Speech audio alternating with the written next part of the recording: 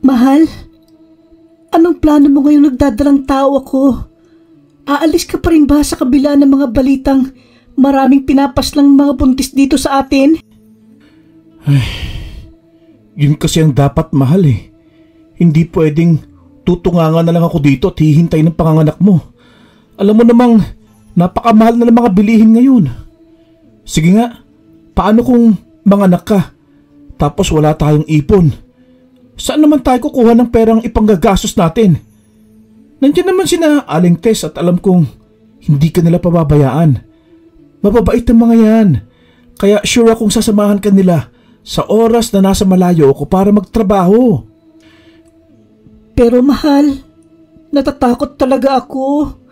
Alam mo namang maraming mga buntis at mga kabataan ngayon ang nawawala, hindi ba? Paano kung ganun din ang mangyari sa akin? Sa tingin mo, matutulungan pa rin ba nila ako? Hindi naman sa minamalit ko sila, Mang Salome. Pero patatanda na sila eh. Sa tingin mo, makakaya nila ako iligtas sa oras na mangyaring kinatatakutan ko? Hindi rin kasi biro ang nangunguha dahil aswang sila, mahal. Mahal, uuwi naman ako ng 2 beses sa isang buwan eh. At saka, para rin naman sa atin ang gagawin kong to. Para sa magiging baby natin. Kaya magtyaga-tyaga muna tayo. 6 na buwan lang naman ang kontrata ko dun eh. Pagkatapos nun, hindi na ako aalis. Promise yan. Kung hindi na nga kita mapipigilan, edi, sige. Basta tapusin mo lang yung kontrata mong yan, ha? Tapos, hindi mo na kami iiwan ni baby, ha? Natatakot kasi ako, mahal eh. Kung sana'y tanggap tayo ng pamilya mo, edi sana, hindi tayo ngayon humantong sa ganito. Wala na tayong magagawa pa sa bagay na yan, mahal. Darating din ang araw na tatanggapin at tatanggapin nila tayo. Sa ngayon, tiis-tiis lang muna, ha? Mahirap naman kasing umasa sa kanila, lalo't ginusto natin ang bagay na ito.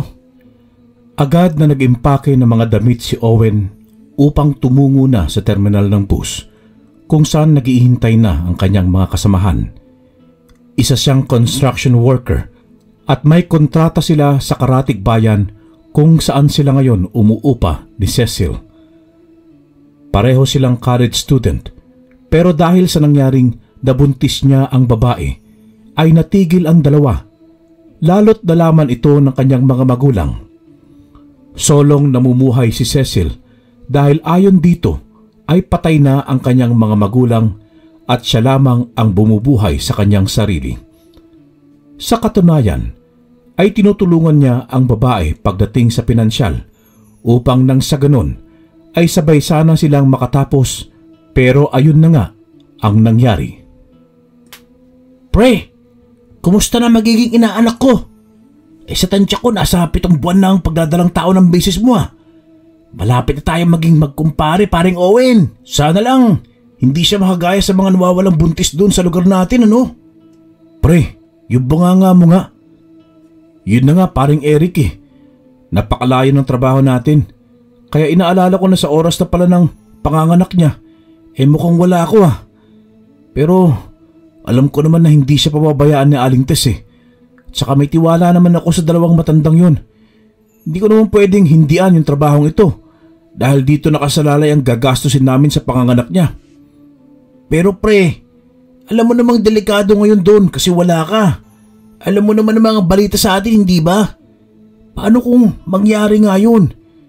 Di naman sa hinihingi ko pero paano nga kapag nangyari yun? Ay naman pare, akala ko pa naman ikaw ang unang makakaintindi sa akin eh. Parehas talaga kayo ni Cecil. Napaka-negatibo ng mindset nyo. Wala nga mangyayari sa kanya dahil naroon ang 2 matanda. Isa pa, kailangan ko talaga makapag-ipon para sa amin ha. Napataas pa ang boses niya nang sabihin niya yon. Totoo naman kasing maraming nawawalang mga naninirahan sa kanila at isa lang ang hula ng iilan. Aswang ang may gawa dahil sa oras na may matagpo ang bangkay ay wala na itong mga lamang loob. Wasak ang sikmura at wala nang mga dugo. Sige, ganito na lang pare. Sa susunod na sahod ko, magbibigay ako sa iyo Tutal, magiging inaanak ko na rin naman yun eh. Pero par, sa'yo yan eh. Tsaka alam kong kailangan mo rin ng pera para sa mga magulang mo. Siguro may mga magiging sideline din ako dito na pwedeng pagdelensyahan. Pangdagdag kita ba? Panalangin ko na lang na ilayo sa kapahamakan ng mag-iina ko.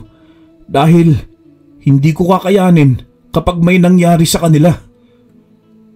Hindi par, isipin mo na lang na maagang regalo ko para sa inaanak ko. Tsaka, para namang wala tayong pinagsamaan yan ah. Baka nakakalimutan mong nangako tayo sa isa't isa na kahit kailan, hindi tayo mag-iiwanan. Kaya ayos lang sa akin yan. Siguro nga, kapag nalaman pa ni nanay na kailangan mo ng tulong, baka pati sila pagsasabihan na kung ipahiram muna sa yung sasahurin ko eh. Maraming salamat sa iyo par ha. Simula noon, talagang ikaw lang ang siyang nagpapalakas ng loob ko eh. Salamat din kasi kahit nasa ganito kaming kalagayan ni Cecil, hindi mo pa rin ako iniiwan. Balang araw pare, makakabawi din ako sa iyo. Pagkatapos ng pag-uusap nilang yun, ay naghiwalay na sila. Parehas silang nagtatrabaho sa isang construction site. Si Eric ay kababata niya na siyang laging kaututang dila niya. Kapatid kung sa kapatid ang turingan nila sa isa't isa. Kaya simula noong mabuntis niya si Cecil ay tumigil na rin ito sa pag-aaral. Sa mura niyang edad ay walang pagsisisi siyang naramdaman. Mahal kasi niya ang kinakasama at handa niyang gawin ang lahat, mabuhay lang ito at walang masabi sa kanya. Kaya kahit anong trabaho ang pinapasok niya, may abot at mabili lamang ang pangangailangan ng babae. Mas nagdoble sikap siya nang malamang buntis ito at ayun na nga at manganganak na. Pare, mamaya mo na tapusin yan. Halika na't magmerienda muna tayo. Hindi ka robot. Para na kung kumayod eh, parang wala kang kapaguran. Sige lang par, tatapusin ko lang itong ginagawa ko. Susunod na lang ako. Nasabi niya lamang yon dahil wala talaga siyang baon. Sa isang araw ay kumakain lamang siya ng 1 hanggang sa 2 beses dahil tinitipid niya ang pera, lalo kapag naiisip niya si Cecil. Sabi pa niya sa kanyang sarili na mas mainam na siya ang maghirap kaysa naman pahirapan nito ang asawa. Mamaya mo na nga tapusin yan. Halika na. Marami akong baon dito at sinobrahan ko na para sabay na tayo. Isa lang ang katawan mo par. Sige nga, paano na lang kung nagkasakit ka? Eh paano si Cecil? Huwag mo sanang abusuhin ang katawan mo par. Kamot ulo naman niyang inilapag ang martilyo, saka nakayukong tumungo sa kaibigan. Inabutan siya nito ng isang baonan na may lamang adobong manok at kanin. Lalong kumulo ang kanyang tiyan at rinig yon ni Eric. Ayan na nga bang sinasabi ko eh. Sige na, busin mo na yan. Saka muna natin tapusin ang ginagawa mo kapag tapos na ang break time natin. Hindi naman madadagdag sa sasahurin mo kapag patuloy kang gumagawa dyan kahit oras ng pahinga eh. Isa pa, nakikita mo ba yung mga tingin ng iba pa nating kasamaan sa'yo? Baka mamaya, pag initan ka nila dahil ang tingin nila sa ginagawa mo, eh sumisip-sip ka kay Foreman. Hayaan mo na sila pare. Isipin na nila kung anong gusto nilang isipin. Bahala sila. Ang sa akin lang eh, ginagawa ko lang ang trabaho ko na maayos. At bukod dun, hindi naman ako nagpapalapat ng papel kay Foreman eh. Maayos ako nagtatrabaho at alam kong walang mali sa ginagawa ko. Kaya hayaan mo na sila. Ngunit nagulat na lang sila nang biglang binangga siya ng isa nilang kasamahan. Malaki ang pangangatawan nito at isang karpintero. May 2 pa itong kasamahan na malalaki rin ang pangangatawan at sa tingin niya ay mga basag ulo ito base sa kani-kanilang mga itsura. Uy! Ano bang mga problema mga tol? Bakit bigla-bigla na lang kayong namamangga? Hindi nyo ba kami nakikita? Alam na nga kumakain ng tao eh. Bakit? Papalag ka? Uy! Mga pare! Mukhang papalag ang sang to eh! Gusto ata yung masampulan. Parang Eric, hayaan mo na sila. Hindi mo ba nakikita mga mukha nila? Parang mga adik oh. Bulong niya noon sa kaibigan na gusto sanang pumalag. Alam naman kasi niyang kahit dalawa pa sila ay wala silang laban dito. Pagpasensyahan niyo tong kaibigan ko, tol. Baka nabigla lang siya. Anong pasensya? Hahayaan mo na lang bang ganituhin nila tayo dito? Di porkit nilugar nila ito, hahayaan na lang natin sila par. Pumunta tayo dito dahil sa trabaho, hindi para maghanap ng gulo. Pero kung yun ang gusto nila, bakit hindi natin ibigay? Nananahimik tayo dito tapos bigla silang susulpot at namamangga. Hindi ba't nakaka-insulto yun? Sana sila na lang yung binibiktima ng mga aswang na yan para naman mabawasan ang mga adik sa mundo. Aba, matapang ka, Totoy ah. Yan ang gusto ko yung matapang. Sige, mamaya pagkatapos ng trabaho, sa likod ng gusaling to, may bakanting lote doon. Hihintayin kita doon. Tingnan natin kung hanggang saan ang abutin yung patpatin mong katawan. Mga pare, inuulit ko. Pagpasensya niyo itong kaibigan ko. Ayaw namin ng gulo. At ang punta lang namin dito ay magtrabaho at makapag-ipon. Sana naintindihan niyo kami ha. Ay, anong kaguluhan ito? Ay, Jomar, tapos na ang break time. Bumalik na kayo ng mga kasamahan mo sa trabaho. Ang pinakaayaw ko sa lahat ay yung pinapakailan ng mga tauhan ko. Ha? Nagkakaintindihan ba tayo? Tandaan mo ito, Jomar ha. Sa oras na may nabalitaan akong may ginawa kayong masama sa mga tauhan ko, nako, pagpasensyahan tayo. Kilala mo ako at hindi mo na naising kalabanin ako. Hindi ka pa ba nadadala sa mga nagawa ko sa'yo noon? Sa pagdating yon ng kanilang foreman na si Dante, ay doon palang natigil sa pagsasagutan ng dalawa. Nagtaka naman sila sa inasta ni Jomar dahil sa nakikita nila ay takot ito kay Dante. Agad ding umalis ang mga ito, pero bago yon ay nakita pa niya kung paanong titigan ng masama ni Jomar si Eric at tila nangahamon ng away. Kayong dalawa naman, bilisan nyo dyan. Hayaan nyo na yung mga basakulerong yun. Mamaya, pupunta kayo sa kubo ko at may sasabihin ako sa inyong mahalagang bagay. Sa ngayon, kailangan muna nating tapusin ang mga ginagawa natin dahil minamadali na tayo na may-ari. Basta mag-iingat kayo dun sa mga basakulerong yun dahil wala silang pinipili at kahit sinong gusto nilang pagtripan ay gagawin nila. Kaya sana'y iwasan nyo silang makasalamuha. Paano boss? Kumakain kami dito. Pero sila yung nauna Hindi naman yata tama yun. Pare, makinig na lang tayo kay Boss Dante dahil siya ang mas nakakakilala sa kanila. Mas mainam na umiwas na lang tayo sa gulo. Sabi mo nga, di ba? Trabaho ang punta natin dito. Kaya yun na lang ang pagtuunan natin ng pansin. Baka mamaya, ano pang gawin nila sa atin kapag pumalag pa tayo sa kanila? Ano sa palagay mo? Ay, boss, ano nga palang importanteng bagay ang sasabihin mo sa amin? At bakit kailangan sa kubo mo pa? Basta, mamaya ko na lang sasabihin pagkatapos ng trabaho. Saka lahat kayo rito ay kayong dalawa pa lang ang hindi ko nabalaan Kaya mamaya, aasahan ko ang inyong pagdating doon sa kubo ko. Bilisan nyo dyan kumain para makabalik na kayo sa trabaho. At ikaw, Owen, tama ba? Ipagpatuloy mo lang yung ginagawa mong pagsisipag at darating ang araw na tataas ang posisyon mo dito. Sige na, marami pa tayong dapat ayusin. Binilisan na lamang ng dalawa ang pagkain. Pagkatapos noon ay agad na silang bumalik sa kanilang mga gawain. Habang nagtatrabaho si Owen ay iniisip nito kung ano ba talaga ang mahalagang sasabihin ng kanilang foreman sa kanila. Kinahapunan nga ng araw na yon ay pumunta sila sa kubol o barracks nito kung saan ito namamalagi. Magandang hapon po, foreman. Nandito na po kami ni Eric. Sige, maupo kayo. Kaya ako kayo pinatawag ay nais ko labang kayong balaan. Lalo na dyan sa grupo ni Jomar. Kung maaari ay iwasan nyo siya. Sila, iilan lang kayo sa mga nakaalitan niya at nakapagtatakang lahat ng napagtitripan nila ay biglang nawawala. Alam kong may tinatago siyang lihim, kaya iwasan niyo siya at huwag nang patulan pa. Baka mamaya matagpuan ko na lang kayong bangkay sa tabi-tabi.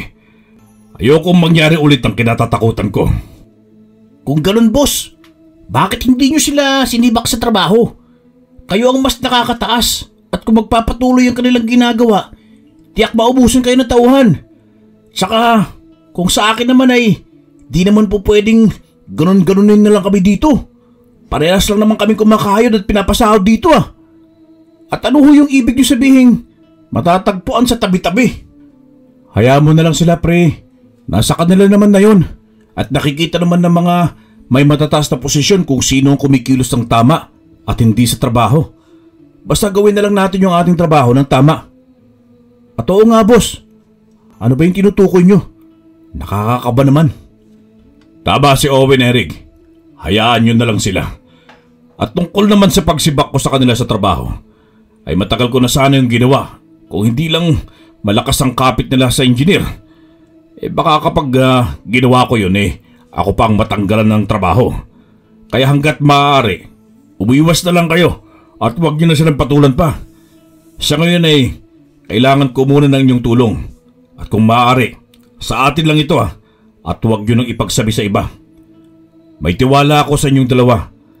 May mga lihim silang tinatago at yun pa ang inaalam ko. Ano ba yun, boss?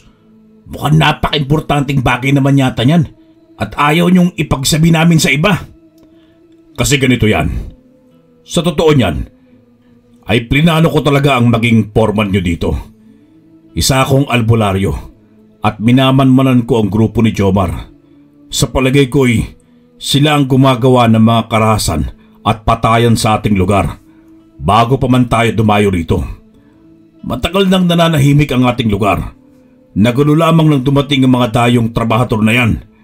Kaya malaki ang suspetsya kung ilan sa kanila ang may ginagawang hindi maganda at yun ang gusto kong manmanan nyo. Ano pong ibig nyo sabihin, boss? Na may kinalaman ng grupo ni Jomar sa mga nagaganap ngayon sa lugar natin? Pwede ba, par? Patapusin mo munang magsalita si Foreman. Sapat ka ng sapat yan eh. Nakuha mo ang punto ko, Eric. Alam ko masyadong delikado ito. Pero nasa inyo pa rin ang pasya kung papayag kayo. Huwag kayong mag-alala dahil bukod sa sahod ninyo dito sa pagkakonstruksyon ay magdadagdag pa ako sa inyo. Basta kung papayag kayo sa alok ko sana mag-iingat kayo ng mabuti. Dahil kapag nagkataon ay buhay nyo rin ang nakasalalay. Bahagyang napaisip ang dalawa sa isinawalat ng kanilang foreman. Hindi nila inaasahan ng bagay na ito. Nagtataka rin sila kung ano ba talaga ang ipinupunto nito tungkol sa grupo ni Jomar. Kung totoong aswang man kasi ito, ay pihadong nanganganib sila dito. Ganun pa man, ay agad ding nabuo sa pasya ni Owen na kung yun ang nararapat na magandang gawin, ay gagawin niya.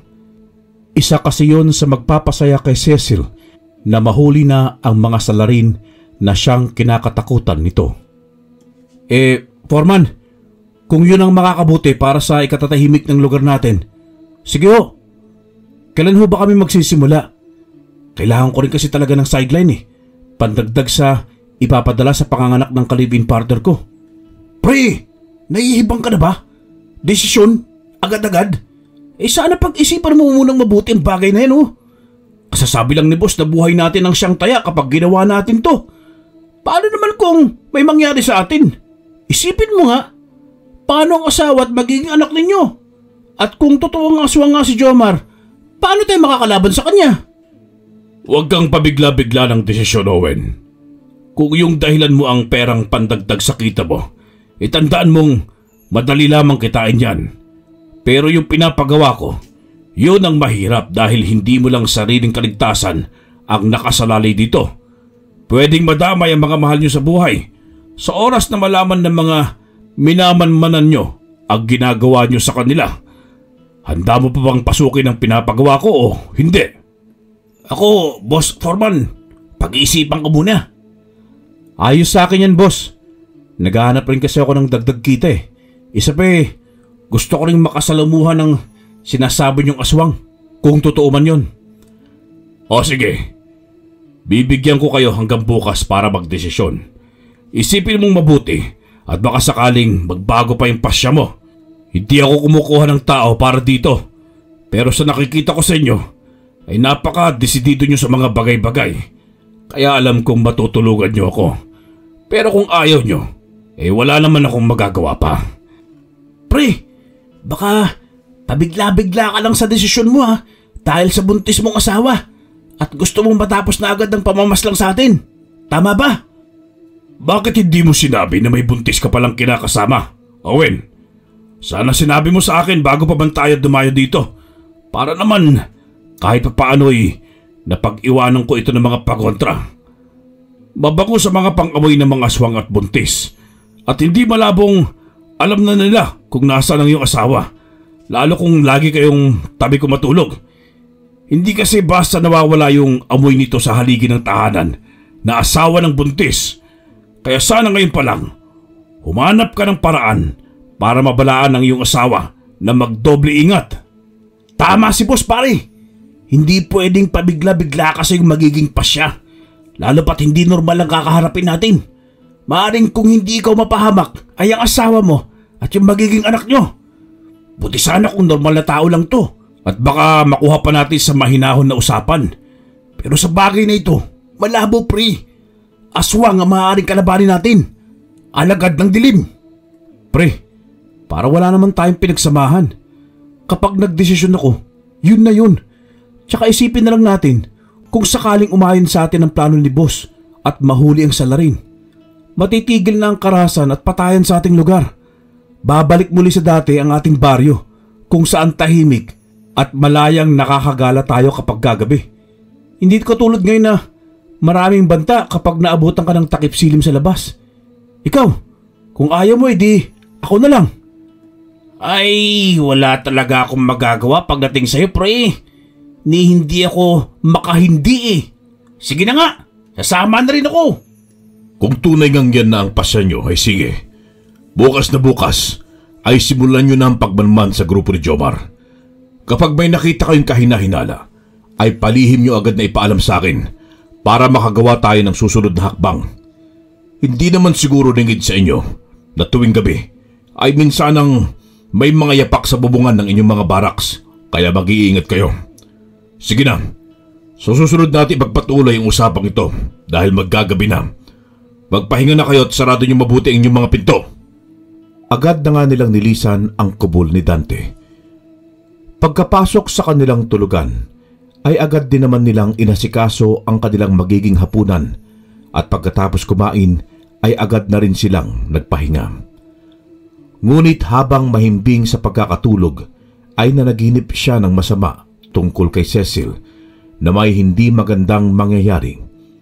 Pinasok umano ng aswang ang kanyang asawa sa kanilang tahanan at pinatay ito ng walang kalaban-laban kahit makailang ulit itong nagmamakaawa.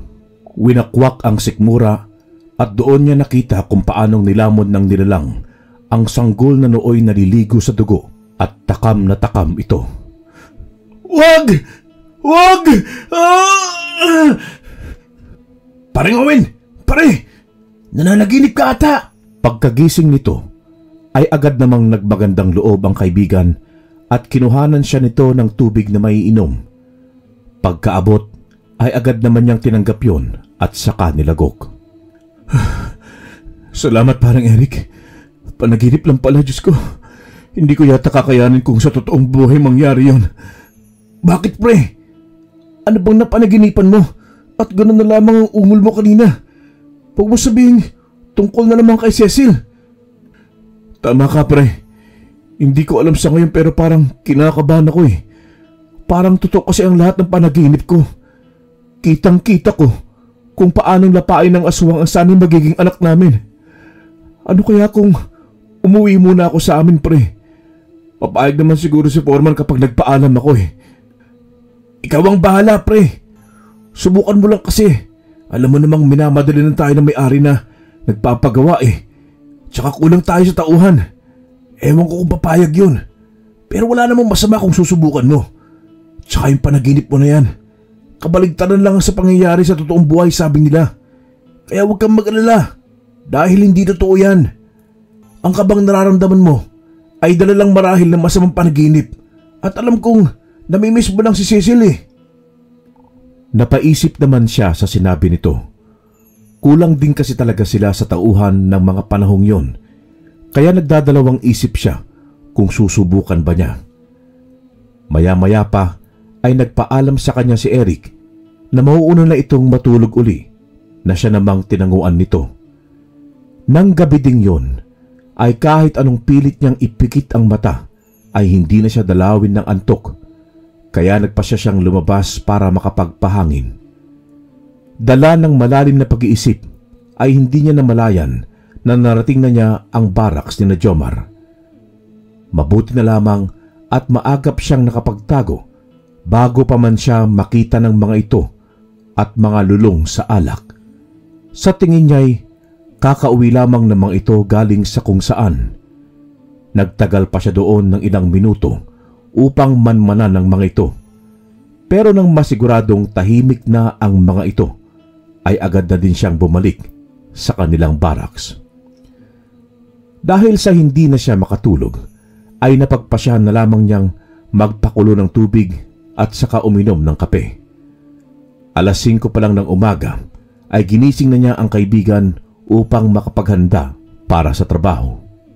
Aba, ang aga-aga mo naman ngayon, pre.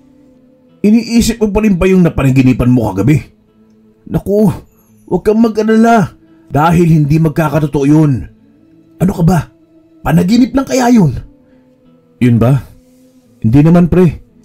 Pilit ko nga kinakalimutan eh. Kasi lulutang lang ako pag pinalalim ko pa ang pag-iisip. Mabuti pa ibilisan mo na dyan para mauna na tayong makapag-login. Tsaka gusto ko rin makausap si Foreman eh. Susubukan ko kung papayagan niya akong makauwi. Kahit isang araw lang. Magkakas-advance na rin ako para sakali na pumayag siya, may abot man lang ako kay Cecil para sa panganganak niya. Naiiling na lamang ang kanyang kaibigan dahil sa sinabi niya. Agad din naman silang nakatapos sa paghahanda at tinahak na ang daan papunta sa kanilang ginagawang gusali. Yung iba nilang kasama ay halos magtaka dahil kakagising lang ng mga ito. Pero sila ay papunta na sa trabaho. Pagkakita kay Foreman, ay agad din naman nila itong binati. Oh, magandang umaga din. Mukhang napaaga yata kayo ng sobra. 6:00 pa lang ah. Yung iba niyong kasama kakagising lang, tapos kayo nandito na. Paano tong si Owen, Foreman eh? Masama yung napanaginipan kagabi. Mabuti na lang at nagising ako. Dahil kung hindi, baka natikok na ito. Ayun, hanggang inumaga na siguro, hindi pa rin nakakatulog. Kaya naman pala. Ano bang napanaginipan mo, Owen? At hanggang ngayon parang ang lalim pa rin ang iniisip mo. Wala na yun, Boss Foreman. Gusto ko talagang mapaagang pumasok dahil may mahalaga akong sasabihin sana sa iyo eh. Kung inyo sana mamarapatin, baka po pwedeng dalawin ko muna mag-ina ko sa bahay. Kahit isang araw lang po sana. Diliban muna ako sa trabaho. Kagabi pa kasi ako kinakabahan eh. At masama ang kutob ko. Sana'y payagan ninyo ako. Sus, ang sabihin mo, namimiss mo lang kamo si Cecil. Ikaw talaga, binibiro lang eh. Namamatok ka pa. Seryoso ako, pre. Huwag mo na may pasok yung kapilyuhan mo. Buti yun lang inabot mo. Pep. Tama na yan. Baka mamaya sampahumantong yan. Kung tutuusin kulang na kulang tayo sa tauhan. Owen, gusto ko sana walang absent sa trabaho Pero dahil nakikita ko naman na maayos ang performance mo sa trabaho at isang araw ka lang naman mawawala. Sige, wala namang problema. Isa pa'y isang pangitain niyang nararamdaman mong kaba. Marami sa ating mga normal na tao na minsan nangyayari ang instinct nila. Kaya sana'y hindi ganyan yung sayo. Maraming salamat po, Foreman. Ngayon lang din ho kasi nangyari sa akin to O sige na. Kailangan ko na rin mag-ayos ng sarili dahil maya-maya lang mag-umpisa na tayo magtrabaho. Mamayang tanghali ka na umuwi At sa susunod na araw ko na bumalik, para naman may dagdag oras kang makasama mag-ina mo. Mamaya bibigyan din kita ng paunang sahod, para naman may pandagdag ang misis mo sa panganganak niya.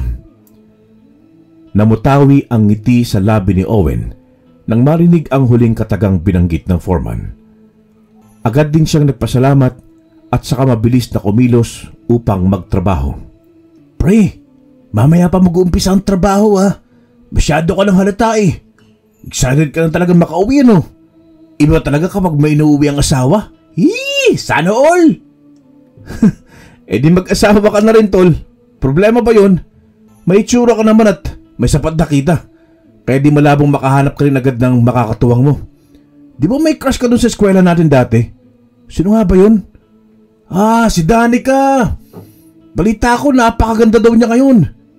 Base sa mga naririnig kong bulong-bulungan ha. Ba't ba hindi mo subukang ligawan siya, pre? Tapos ano? Pag nag-asawa ko, sino nang susuporta sa mga pangangailangan ng mga magulang ko? Halos doblehin ko na nga itong katabang ko para dumoble din ang sahod ko dito sa pagkakonstruksyon. Hirap talaga kapag walang tinapos, no, pre? Yung mga dating kaklase natin, naabot na nila yung mga pangarap nila. Tapos, tayo, heto, nagbabalat ng buto para lang may kitain. Sino bang nagsabi sa'yo na tumigil ka sa pag-aaral, ha? Ako lang yung nakabuntis, pre. Baka nakakalimutan mo. Buti ka pa nga, kahit pa paano. May pamilya ka pang handang sumuporta sa'yo eh. Ako, di ba ayaw nila kay Cecil kaya nila ako pinalaya sa bahay? Masakit nga yun, pre. Hindi mo naman sila masisisi dahil mataas ang pangarap nila para sa'yo. Pero yun nga ang nangyari, hindi ba? Kaya nga, tol eh. Pero hanggat may lakas pa ako, ipinangako ko sa sarili ko, nakakayanin ko. Kasi kasalanan ko rin naman to eh. Alangan namang ipalaglag ko yung bata, wala namang kasalanan yun. Dalangin ko na lang na sana balang araw, patanggap na kami ng mga magulang ko para hindi na ako nahihirapan ng ganito, pre. Alam mo, nahihiya na rin ako kay Cecil eh. Hindi kasi ganito ang buhay na pinangako ko sa kanya. Pero ano pa nga bang magagawa ko kung hindi ang magtiis? Sipag at tiyaga lang. Siguro balang araw makakaahon din tayo. Yan ang gusto ko sa'yo, pare. Ang lakas ng fighting spirit mo. Sana all lang talaga may pinagugutan ng lakas. At tungkol naman kay Danica, pre. Oo, nakita ko siya noong nakaraang buwan. Gumanda na nga siya, pre. Akalain mong buntik ko na siyang hindi makilala kung hindi pa siya ang unang bumati sa akin. O, di ba? Gumanda siya?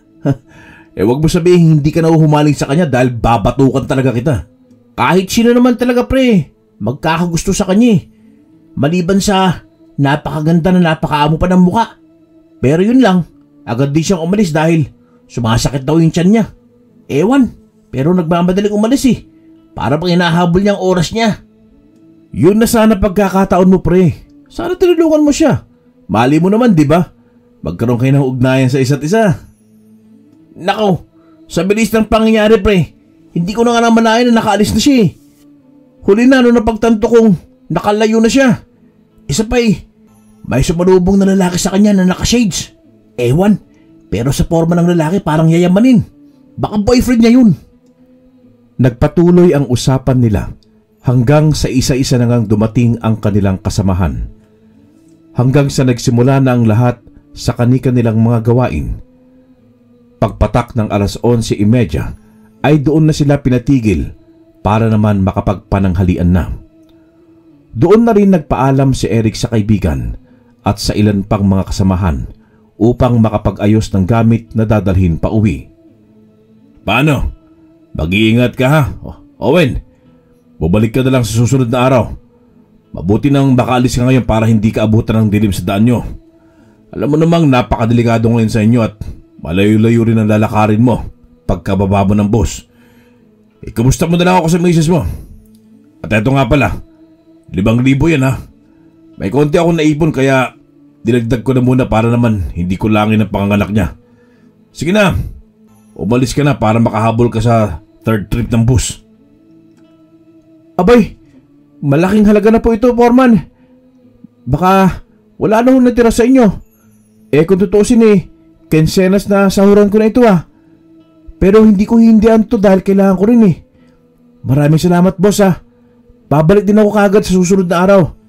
Hindi lang kasi ako mapalagay hanggat hindi ko nakikita nasa maayos ang kalagayan ng mag-ina ko eh. Sige ho, aalis na ako. Nagbilin na rin ako foreman kay Eric na siya na munang magmamanman sa grupo nila Jomar habang hindi pa ako nakakabalik. Pagkasabi ay agad na din siyang umalis. Sakay ng bus ay para bang kinakabahan siya sa hindi malamang dahilan. Usap-usapan kasi doon na may iilan na namang umanong natagpo ang patay sa kanilang lugar at halos puro buntis umano ang mga ito. Halos pabilisin niya ang oras para lang agad na makarating sa kanilang lugar para masiguradong maayos ang kalagayan ng kanyang asawa at magiging anak. Nasa 2 oras din ng biyahe nang makarating siya doon. Pagkababa ay mabilis siyang bumili ng karne ng baboy at tinapay para may pasalubong kay Cecil. Minsan lang kasi sila nakakabili ng karne at tuwing sahod niya lang sa pagko-construction. Pero habang nasa palengke ng bayan, ay mas lalong nakakarinig siya ng usap-usapan tungkol umano sa pinaslang ng aswang. Mas dumagdag ang kaba niya noong marinig ang kanilang baryo na di umano isang buntis ang pinaslang doon. Sa pagkakaalam niya kasi ay wala na bang ibang buntis doon maliban sa kanyang asawa. Ipinagkibit balikat na lamang niya ang bagay na yon. Ang nais niya ay masaya siyang sasalubungin ng kanyang misis. Sigurado matutuwa ka mahal sa pasalubong ko. Alam kong mag-iisang buwan na rin tayong hindi nakakain ng karne at puro gulay lamang inuulam natin. Excited na ako mayakap ka. Mabuti't pinayagan ako ni Foreman. Sambit niya sa kanyang sarili habang naglalakad na pauwi. Balak niya rin kasing ilaga yon kasama ng langka at pechay. Yayayain niya rin ang 2 matanda na sina Aling Tess at Mang Salome para sumabay na sa kanila mamayang hapunan kapag naluto na niya ang nabiling pang-ulam. Ngunit hindi pa man siya nakakalapit sa kanilang bahay ay tanaw na niya ang napakaraming taong naroon. Parang may pinagkakaguluhan ng mga ito at nakikita niya rin ang iba pa na parang nasusuka. Sa kadahilanang yon, ay mabilis siyang tumakbo kahit nakakaramdam na siya ng pagod. Mas lalong nagpadagdag ng kaba ang senaryong yun sa kanya. Anong nangyayari dito? Padaanin niyo ako. Bakit parang pinag-uupukan yung bahay namin? Cecil! Mahal ko! Iho! Wala na ang asawa mo! Wala na si Cecil! Anong wala na, Aling Tess? Ibig niyo bang sabihin iniwan na ako ni Cecil? Pero buntis ho siya. At hindi niya magagawa sa akin yun dahil... Mahal? Hindi! Mahal ko! Cecil! Palahaw niya ng sigaw nang makita ang karelasyon na nakatihaya sa sahig ng kanilang bahay na gawa sa kawayan. Naliligo ito sa sariling dugo na nakadilat pa ang mga mata. Wakwak na rin ang tiyan nito at puro pasa ang katawan. Nabitawan niya ang kanyang nabiling pasalubong sana sa kanyang asawa at tinakbo ito at saka niyakap. Ni hindi niya inalintana ang lansa ng dugo nito. Niyapos niya yon habang humahagulgol sa pag-iyak. Hindi! Hindi pwede ito! Mahal! Gumising ka! Nandito na ako! Nakauwi na ako, mahal! Gumising ka dyan! Hindi ka papatay! Hindi! Malagtis! Sinong gumawa nito sa kanya? Kayo ang mailap kung sino may gawa nito sa kanya! Sabihin niyo sa akin! Pinagtuturo niya isa-isa ang mga taong nakiusyoso pero walang may alam. Puro iling lamang ang sagot ng mga ito. Hindi ko alam, Owen! Hindi namin alam ni Mang Salome mo. Wala kasi kami dito kagabi dahil pinatawag kami ng apo namin sa bayan. Doon kami nagpalipas ng gabi. Niyaya pa namin si Cecil na sumama sa amin pero ayaw niyang sumama. Kasi ang sabi niya ay baka daw gabihin kami sa pag-uwi at makakasama yun sa pagbubuntis niya. Isa pa baka daw malaman mo at maging sanhi pa ng pag-aawayan ninyo. Aling Tess, ano pinilit niyo siya? Ano na to? Paano na to? Kahit anong pilit namin, ayaw niyang sumama, Owen. Kaninang umaga, naabutan na lang namin siyang ganyan. Balak din sana namin ipaalam sa ito, pero hindi namin alam kung paano ka namin kukontakin. Patawad kung wala kaming nagawa para sana nailigtas man lang ang asawa mo. Aswang lang ang may kakayahang gawin yan sa kanya, Owen. Cecil! Yung anak din natin. Pagbabayarin ko may gawa nito sa inyo. Bibigyan ko ng hustisya ang pagkamatay ninyo. Kasalanan ko ang lahat ng ito. Kung nakinig lang sana ako sa iyo, mahal, na huwag na akong umalis. Baka buhay pa kayo ngayon, masaya pa sana tayong nagsasama. Patawarin mo ako, mahal ko.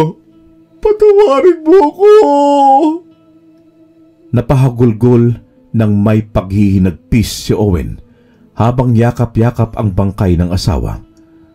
Gusto man niyang magwala ng mga sandaling yon, pero naisip niyang wala rin namang magagawa yon dahil kahit anong gawin niya ay hindi na may babalik pa ang buhay ni Cecil at ng kanyang isisilang na sanang anak. Diyos ko! Paano? Bakit mo hinayaang mangyari sa akin ito? Wala naman ako natatandaang nagawa kong malaking kasalanan sa iyo. Bakit ang mahal ko pa? Bakit hindi na lang ako? Sumbat niya noon habang tinitingnan si Cecil na pinagtulungan ng mga naroon sa kanila na ilibing sa likod ng kanilang bahay. Lagi namang nakasunod sa kanya ang mag-asawang Salome at Tess upang damayan siya sa kanyang pagluluksa. Owen, anong plano mo ngayong wala na si Cecil, iho? Alam ko masakit ang mawalan ng mga mahal sa buhay, pero naniniwala akong malalampasan mo ang lahat ng ito. Nandito lang kami ni Salome na handang dumamay sa iyo. Sabihin mo sa amin kung anong plano mo. Baka may magawa pa kami para makatulong sa iyo. Daig ko pa ang naputulan ng isang paa, Aling Tess. Ako ang may kasalanan ng lahat ng ito. Ako yung tumatayong padre di pamilya namin. Pero wala man lang ako magawa para maipagtanggol si Cecil. Kung sana'y narito lang ako sa tabi niya, baka hindi nangyari ang lahat ng ito. Sana ngayon buhay pa siya. Owen, pero gagawin ko ang lahat. Mapagbayad lang ang may gawa nito sa kanya. Kahit gaano pa siya kabangis na alagad ng dilim, ay pagbabayarin ko siya. Kinuha niya ang babaeng nagbibigay sa akin ng lakas. Hindi na siya naawa pati magiging anak sa namin. Kinain niya na parang hayop. Huwag mong sabihin yan, Owen. Walang may gusto sa nangyari. Wala kang kasalanan. Hindi mo dapat sinisisi ang sarili mo dahil alam na nakakakilala sa iyo kung anong paghihirap ang ginagawa mo para sa inyo ni Cecil. Ang dapat sinisisi dito ay ang aswang na siyang pumaslang sa kanya. May awa ang Diyos, iho, at alam ko may maganda siyang plano para sa iyo kung bakit hinayaan niyang mangyari ang lahat ng ito. Ano ba yung sinasabi mong Diyos, Aling Tess? Walang Diyos! Dahil kung meron man, sana hindi niya hinayaang mangyari ito. Kung totoong lagi siya nakabantay, bakit? Bakit hindi man na niya nagawang iligtas si Cecil mula sa kamay ng aswang? Owen, maghunos dili ka sa sinasabi mo. Kabahan ka sa mga Hindi, Aling Tess. Matagal na panahon kaming nananampalataya sa kanya at lahat ng alam naming kasalanan sa kanya ay hindi namin ginagawa. Dahil naniniwala kaming kapag ginawa namin yon, ay kaawaan niya kami at ilalayo sa kapahamakan. Pero anong ginawa niya? Hinayaan niyang mangyari ang lahat ng ito, hindi ba? Anong klaseng Diyos siya? Akala ko ba siya ang pinakamakapangyarihan sa lahat? Pero bakit niya hinayaang mangyari sa mag-ina ko ito? Sana pati ako kinuha na lang niya. Ano pang saysay ko sa mundong ito kung wala na rin ang dahilan kung bakit pilit kong magpakatatag sa buhay ko? Diyos ko, ano bang pinagsasabi mo, Owen? Patawarin ka ng Diyos sa mga pinagsasabay mo. Lahat ng mga nangyari ay may dahilan. Hindi niya hayaang mawala ang asawa mo para lang sa wala. Kaya sana'y huwag mo siyang sisihin dahil lahat ng pasakit ay may katumbas na kasiyahan. Makikita mo balang araw kung anong ibig kong sabihin. Walang katotohanan ng mga sinasabi mo, Aling Tess. Owen, nasasabi mo lang yan dahil nasasaktan ka. Hanggang sa ngayon, nasasabi mo lang yan dahil hindi mo matanggap ang pagkawala ng mag-ina mo. Pero kung bubuksan mo lang ang iyong isip at piliting kalimutan ang nangyari ngayon at simulang muli ang buhay na wala sila, ay alam kong mabilis kang maghilom ang iyong mga sugat, ang iyong pigati. Subukan mo lang dahil wala namang masama, Owen. Sige nga, Aling Tess. Sabihin mo nga, paano ko makakalimutan ang lahat ng ito? Paano ko haraping mag-isa ang masalimuot na kaganapan na ito? Hindi ko nga alam kung makakatulog pa ako mamayang gabi dahil noong buhay pa nga sila. Walang segundo na kinalimutan ko sila sa isip ko. Sakit-sakit eh. Sobrang sakit dito. Parang paunti-unti akong pinapatay. Labis ang kanyang paghihinagpis noon habang itinuturo ang kanyang puso. Napapaluhod na rin siya sa lupa at inalalayan naman siya ni Aling Tess na nooy napapaiyak na rin. Maya-maya pa'y natapos na ang paglilibing sa kanyang asawa. Marami rin namang nakiramay sa kanya at kahit papaano'y nagagawa pa naman niyang magpasalamat. Ang perang sana'y ilalaan sa pagbubuntis ng kanyang asawa ay ginugol na lamang niya sa mga tumulong upang maglibing sa mga labi ni Cecil. Mang Salome, pwede niyo ho ba akong samahan ngayon? Gusto ko lang uminom baka sakaling palandali ang mawala ang sakit eh. Nagpabili na ho ako ng lambanog. Marami ho gustong itanong sa inyo. Ang sinabi naman ng matanda na wala namang umanong problema. Kung yan umano ang magpapagaan sa loob niya, ay sasabayan siya sa kanyang pag-inom. Maya-maya pa'y nagsimula na silang tumungga. Sumama na rin si Rico, ang pamangkin ni Salome, na inutusan niyang bumili ng alak. Mang Salome, maraming salamat ho sa pagdamay sa paanyaya ko. Gusto ko lang kasing itanong sa iyo na kung ikaw nasa kalagayan ko, paano mong haharapin ito? Kaya pala nung nasa trabaho ako, hindi ako mapalagay dahil nanganganib na pala noon ang buhay ng mag-ina ko.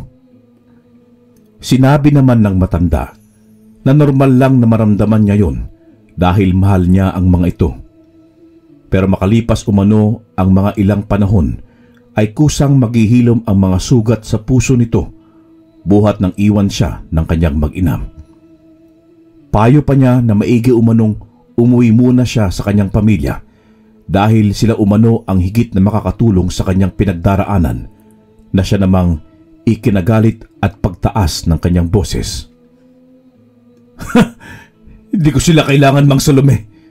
Kung totoong pamilya ang turing nila sa akin, ay paano nilang nagawang itaboy ako noong nalaman nilang nabuntis ko si Cecil? Kung saan ay tinanggap lang kami nila noon, baka hindi kami napunta sa lugar na ito at sana'y buhay pa ang mag-ina ko. Imbes na sila ang unang makakaintindi sa kalagayan ko, pero sila pa itong nagtaboy sa akin. Siguro nga sa pagkakataong malaman nila ang kalagayan ko, baka ikakatuwa pa nila. Buong buhay ko silang inuna ko. Lahat ng gusto nila ginagawa ko para lang wala silang masabi o ikagalit sa akin. Pero sa isang pagkamali kong nagawa nila akong itakwil. Pamilya ba ang tawag doon, Mang Salome? Napailing na lamang ang matanda, lalo na nang makita siyang muling napahugulgol. Tinabihan na muna niya ito at saka inalo sa likuran upang kahit papaano'y mabawasan ang sakit na nararamdaman nito. Pinayuhan niya rin ito na gawin lamang niya ang alam niyang makakabawas sa sakit na dinaramdam niya. Hindi naman kasi umano niya mapipilit ito sa gusto niyang gawin dahil may sarili rin itong isip. Nang makitang lango na sa alak, ay inalalayan niya itong pumasok sa kanyang silid at doon na rin ito natulog. Nakagisingan naman ni Owen na nasa silid na sila ni Cecil. Bagamat naroon pa rin ang tama ng alak, ay hindi nito mapapawi ang sakit na naramdaman niya. Agad siyang lumabas ng bahay, dala ang itak at nagbabaka sakaling makita niya ang salarin sa pagkamatay ng mag-ina niya. Tamang-tama itong oras na ito para hanapin kitang aswang ka. Pagsisisihan mo kung bakit pamilya ko pa ang pinili mong biktimahin. Sa oras na makita kita, ay ipapalasap ko sa iyo lahat ng sakit na naramdaman ko ngayon. Pagbabayaran mo ang ginawa mo sa mag-ina ko. Pagbabayarin kita. Buhay ang kinuha mo, kaya buhay din ang magiging kapalit. Pagkasabi, ay agad na siyang tumalilis palakad-lakad sa daan. Ang tanging naririnig lamang niya ng mga oras na yon ay ang huni ng mga panggabing ibon at tahulan ng mga aso. Maya-maya pa ay nakakita siya ng isang lalaking pasilip-silip sa malapit nilang kapitbahay. Hindi niya maaninag ang mukha nito, pero sigurado siyang isa itong matanda.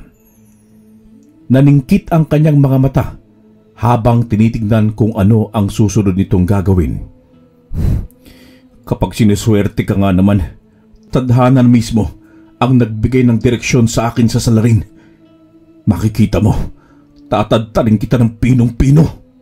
Hindi niya muna kinompronta ito at minabuting manmanan ng bawat kilos nito. Maya-maya pa ay nagulat siya sa mga sumunod nitong ginawa. Nakita kasi niyang paanong nagpalit ito ng anyo bilang isang dambuhalang baboy ramo na may mabangis na itsura. Nakita niya yon sa tulong ng sinag ng buwan.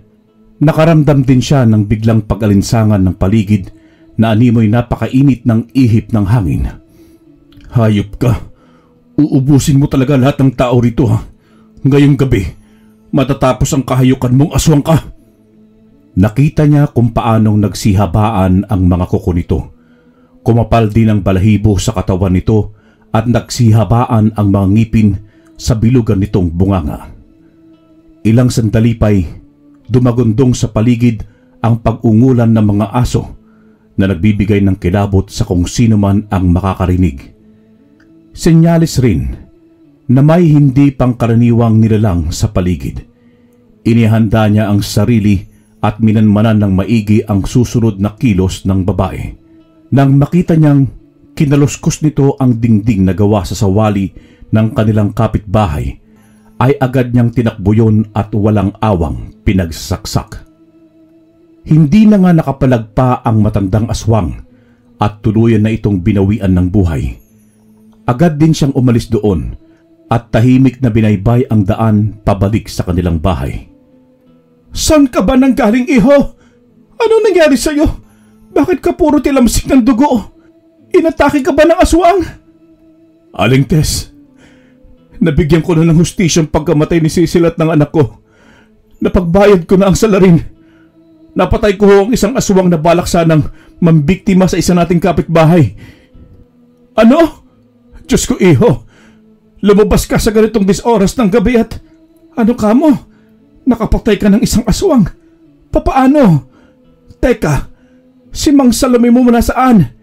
Kanina nandito siya at sinabi niya sa akin na sasamahan ka niya dito ah.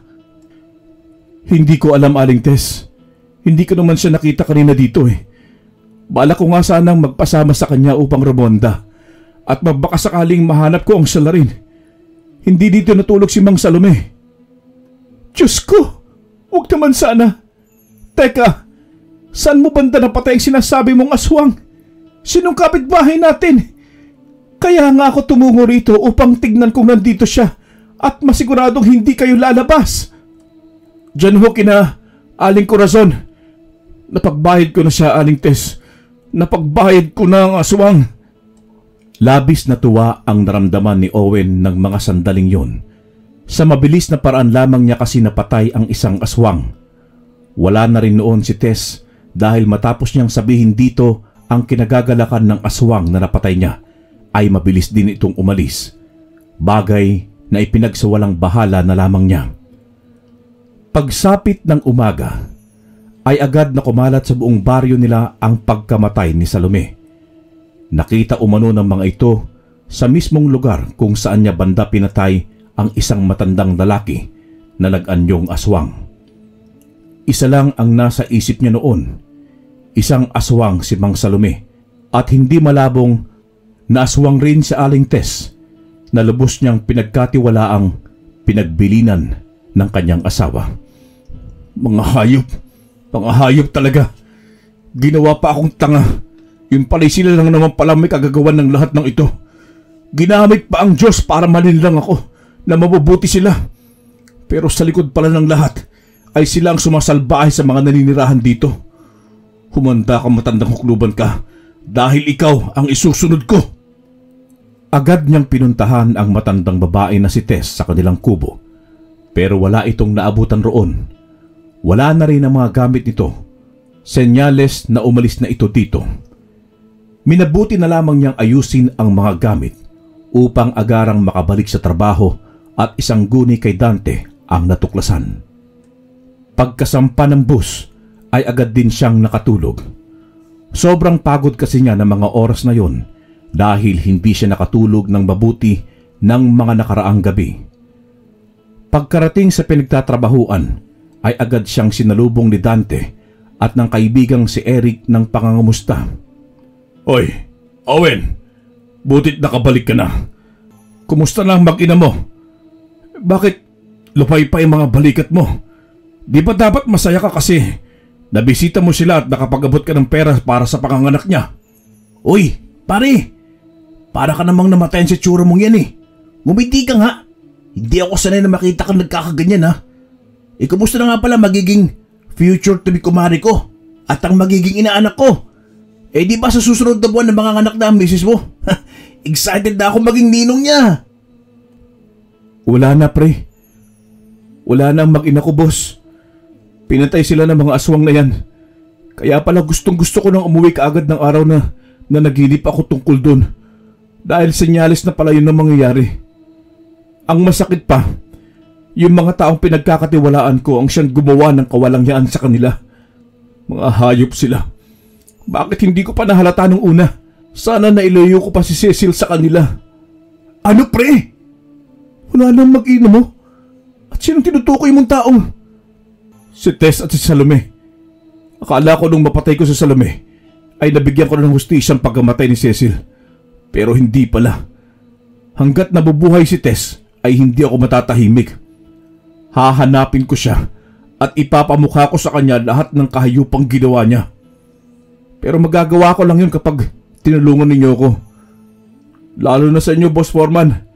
Alam ko marami kang alam na kakayahan para mabilis kong matuntun ang pinagtataguan ni Tess. Kaya nagmamakaawa ko sa iyo. Tulungan mo ako. Ikinalulungkot ko ang nangyari sa mag-ina mo, Owen. Ganun pa man, ay nakikiramay din ako. Pero hindi ganun kadali ang hinihiling mo. Mahaba-habang proseso pa ang kailangan nating gawin. Sa palagay ko'y may mga galamay silang malayang nakikihalubilo sa mga tao. Alam niyo naman siguro na kung anong puno ay saring bunga, hindi ba? Yun na nga, Boss Foreman eh. Wala akong kaalam-alam tungkol sa pamilya nila at kung saan sila nagmula. Nabanggit ba niya sa'yo na may pamilya pa siya o kaya may mga malalapit na kamag-anak? Dahil kung meron, ay hindi malabong isang angkan sila at marahil ay doon ito pumunta upang hindi siya matuntun. Gayon din ay nasisigurado kong alam na rin ng mga angkan nila ang nangyari sa sinasabi mong napatay mo si Salome. Maghintay lang tayo dahil sila na mismo ang nalapit sa iyo upang maghiganti. At sila pa talaga ang may ganang gumanti, gayong ako itong inagrabyado nila? Pues, paghahandaan kong bagay na yan. Sa oras na magtagpo muli ang aming landas, ay titiyakin kong gugulong ang ulo nila sa lupa. Nakikiramay ako sa nangyari sa pamilya mo, par. Sayang lang at excited pa naman sana ako maging ninong ng anak mo. Pero malabo na pala dahil wala na sila. Alam ko sobrang bigat ngayon ang nararamdaman mo, pare. Pero wala na tayong magagawa. Ipanalangin na lang natin ang mga kaluluwa nila na sana'y makarating sila sa taas ng payapa.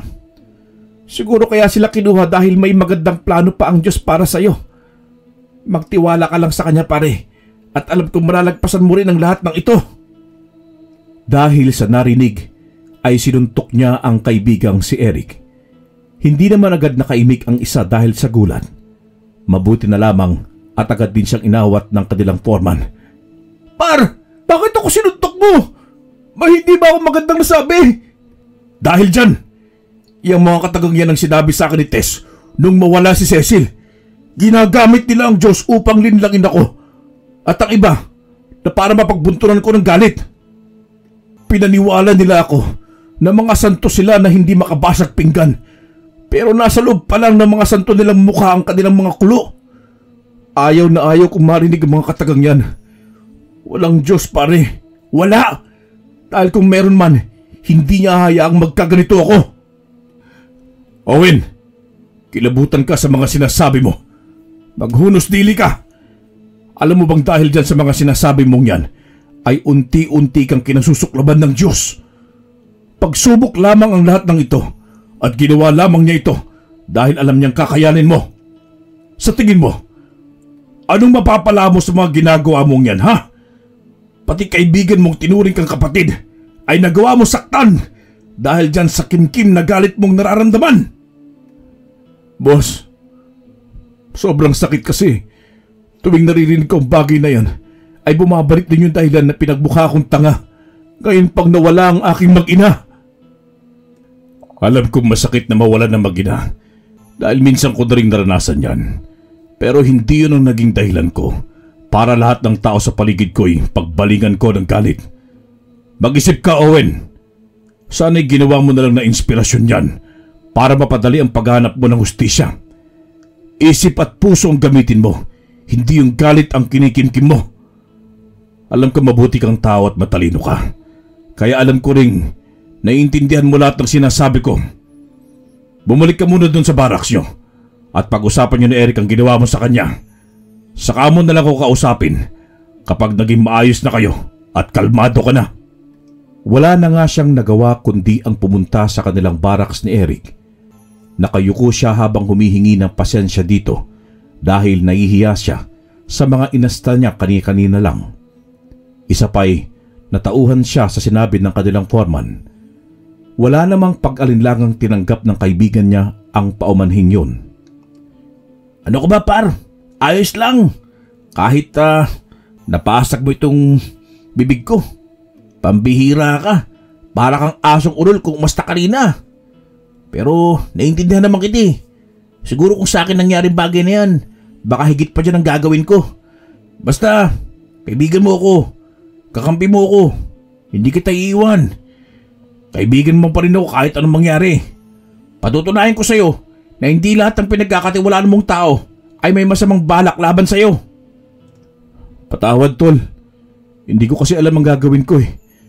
Akala ko nang mapatay ko si Salome ay magiging maayos na ang lahat. Pero magsisimula pa lang pala. Daan lang pala yung para sa isa pang malaking laban na gagawin ko. Pero handa na ako sa anumang labang kakaharapin ko, par. Ngayon pa, nawala nang saysay ang buhay ko dahil wala na rin ang mag-ina ko. Shh! Huwag mo kang sabihin yan, tol. Nandito kami na boss para tulungan ka. Baka nakakalimutan mong sanggang dikit tayo. Hindi ka namin papabayaan kahit anumang laban ang susuungin natin. Pagkatapos ng maikling usapang yun, ay agad na nga silang bumalik sa barracks ni Dante. Tulad ng ginawa niya kay Eric, ay humingi rin siya dito ng paumanhin.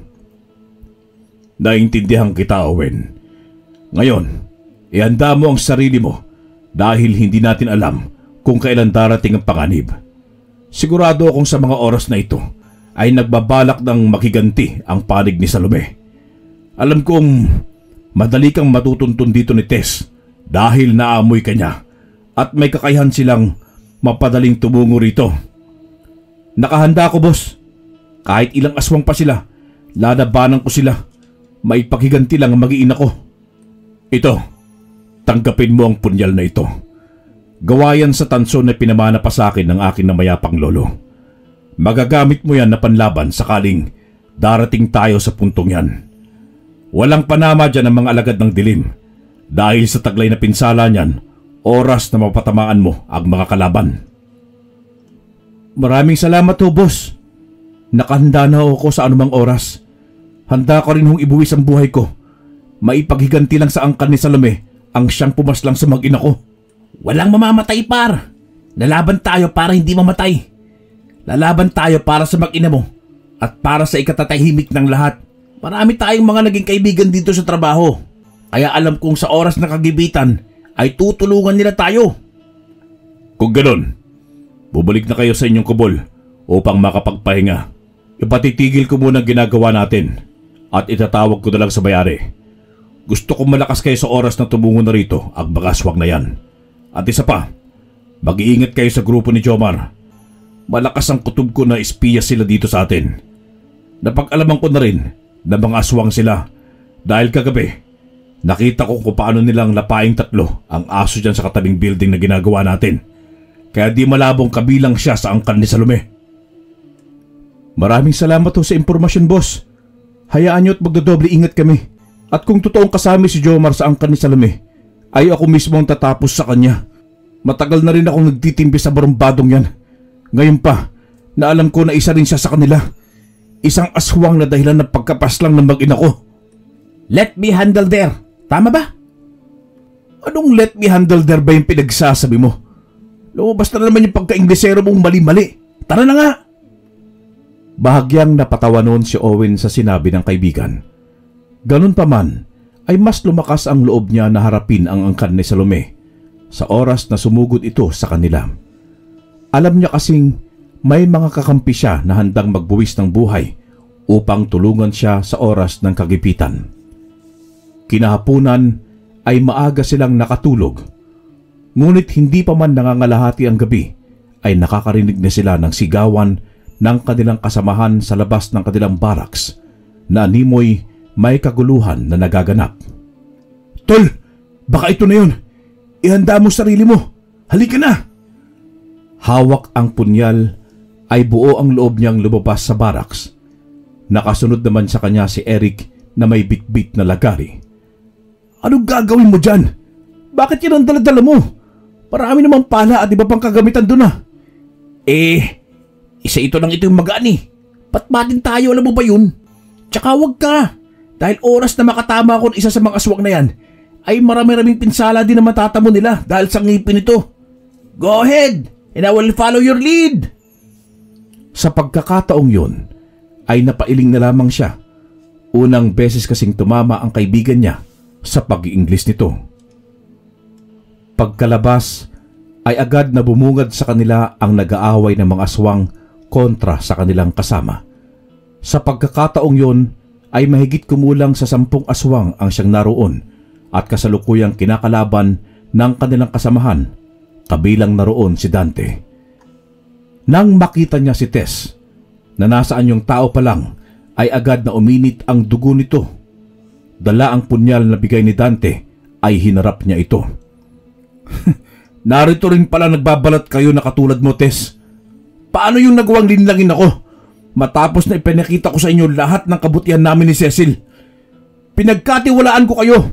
Pero kayo rin pala mawawasak sa pamilya ko. Magbabayad ka! Tingnan mo nga naman ang dating nagtutulungan. Ngayon mortal ng magkalaban.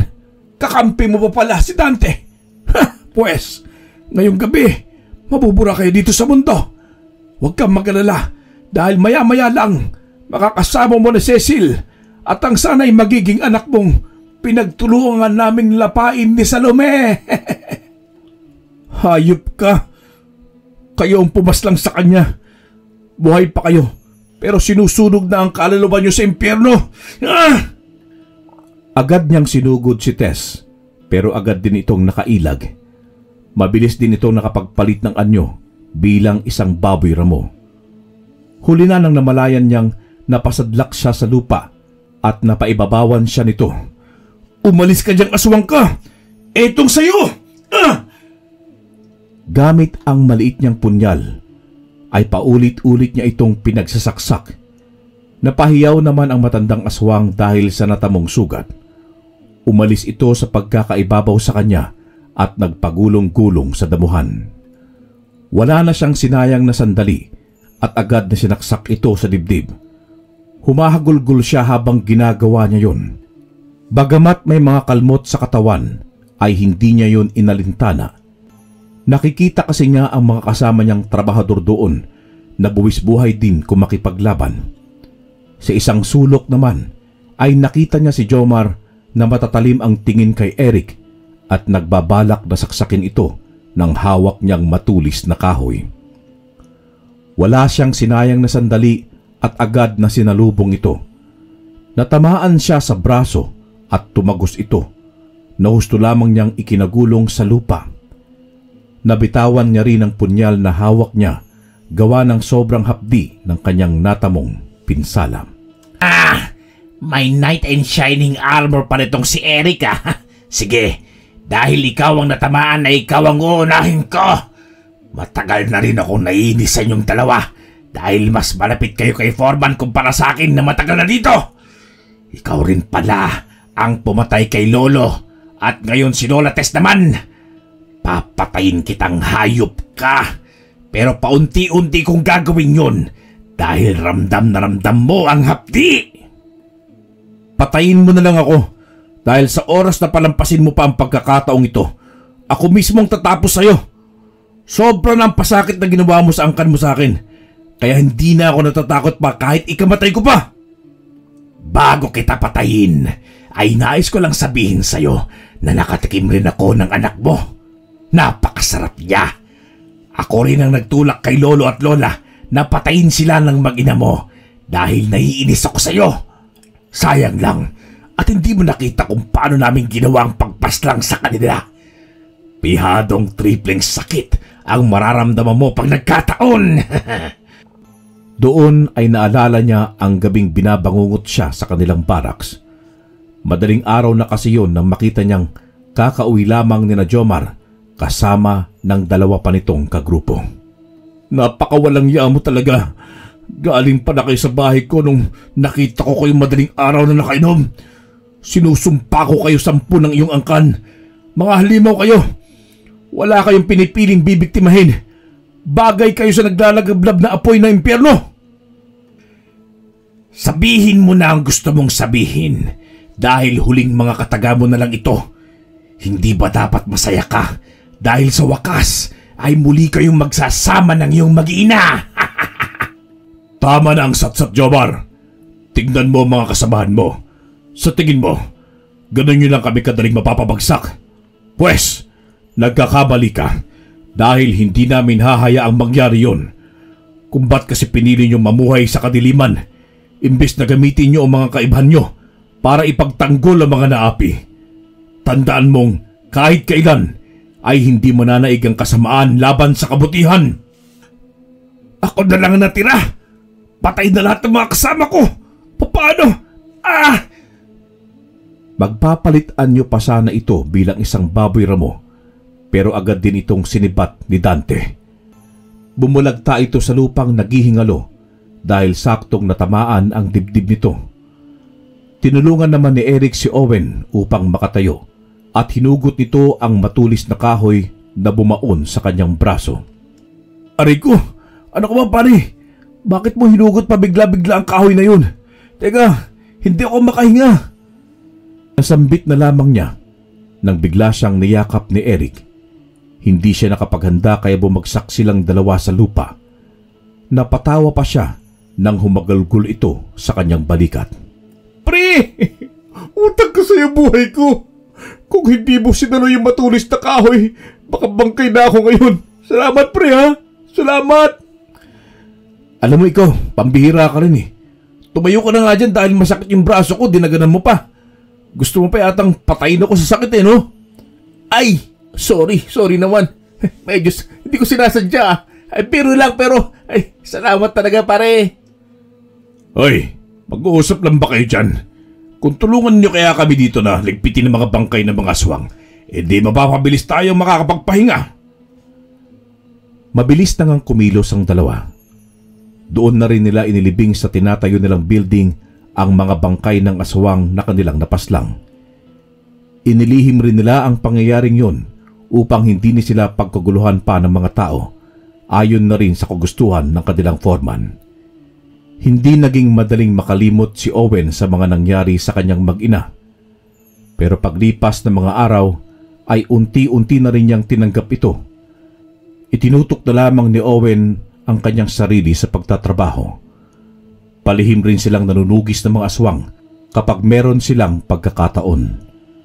May nakilala siyang isang babae na muling nagpatibok sa kanyang puso at yun ay si Cindy. Doon ay nakabuo siya ng pamilya at natanggap na rin ito ng kanyang pamilya. Natupad din ang kagustuhan ni Eric na maging ninong ng anak niya at malaki ang pasasalamat niya sa Diyos dahil doble-doble na ang biyayang natatanggap niya. Wakas.